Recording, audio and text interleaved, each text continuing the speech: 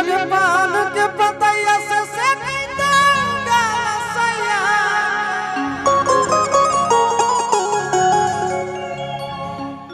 और रातिया उतर दोगे जा। इसका एक बहुत लाइन वायरल हुआ था एक ना, कौन सा कि आगे जा आगे नदिया के तीरे तीरे घूमई तो धुइया धीरे धीरे कपालवा फहरत होगे जा। बहुत ही प्यारा गाना था और बहुत प्यार भी मिला।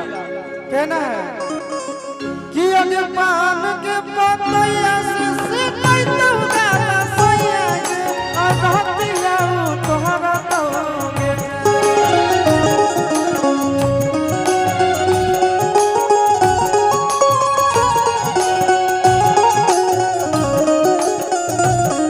आगे पान के पतैया से सेकई तो गलसैया और रातिया फहरत होगे जा। कि आगे जा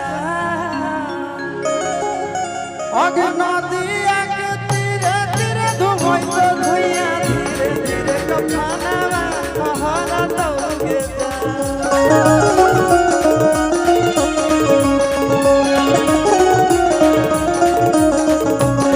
आगे नदिया के तीरे तीरे घूमई तो धुइया धीरे धीरे कपालवा फहरत होगे जा।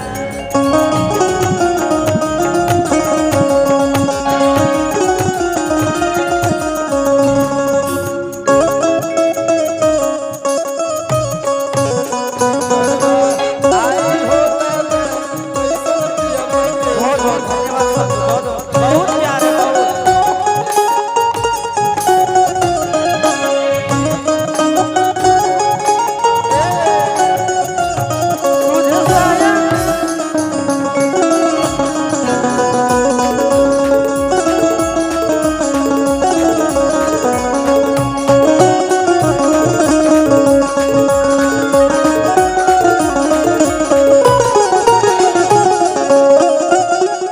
अच्छा एक तो गाना मेरा था होली के बाद वो बजता है जो कि आप लोगों का प्यार है।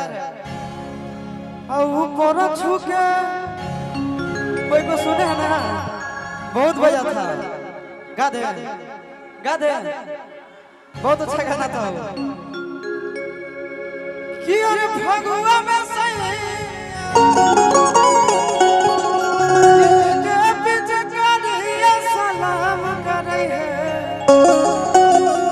सखी हमारो भला ऊपर छुके नीचे प्रणाम करे है।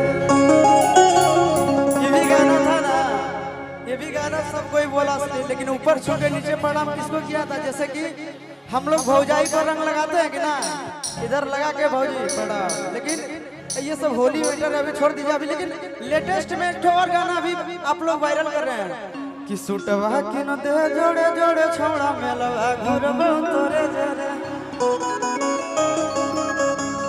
बहुत बवाल है गाना। गाना का बोल है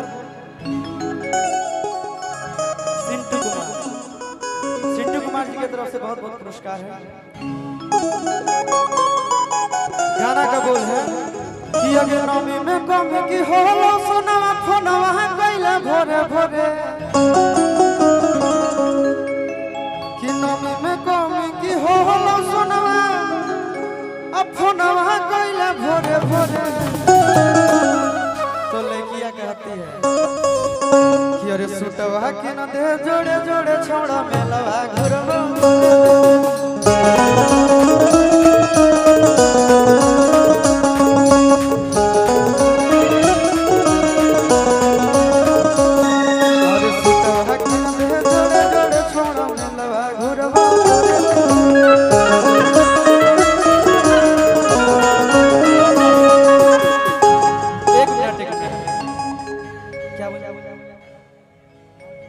बादशाह म्यूजिक के तरफ से बहुत बहुत पुरस्कार रहा गई थी। बादशाह म्यूजिक का मन रात एक दो गाना हमने टपकाइए देंगे, है कि नहीं?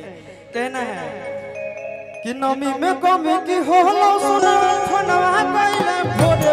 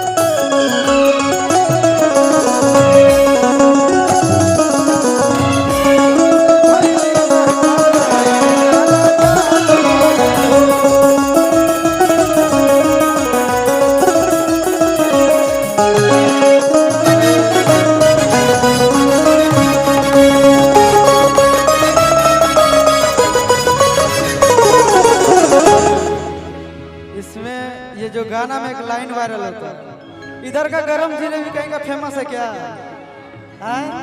कहता था कि आगे की धर के नाम गरम जिलेबी तोरा पसंद की हो बोलेंगे बेबी।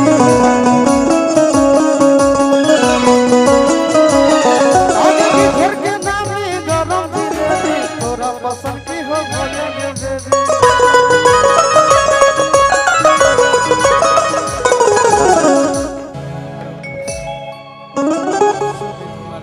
से बहुत बहुत पुरस्कार है भाई, धन्यवाद।